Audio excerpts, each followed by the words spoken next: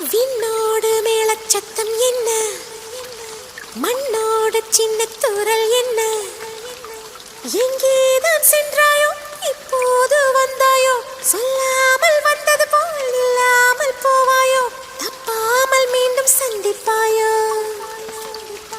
நீ வரும்போ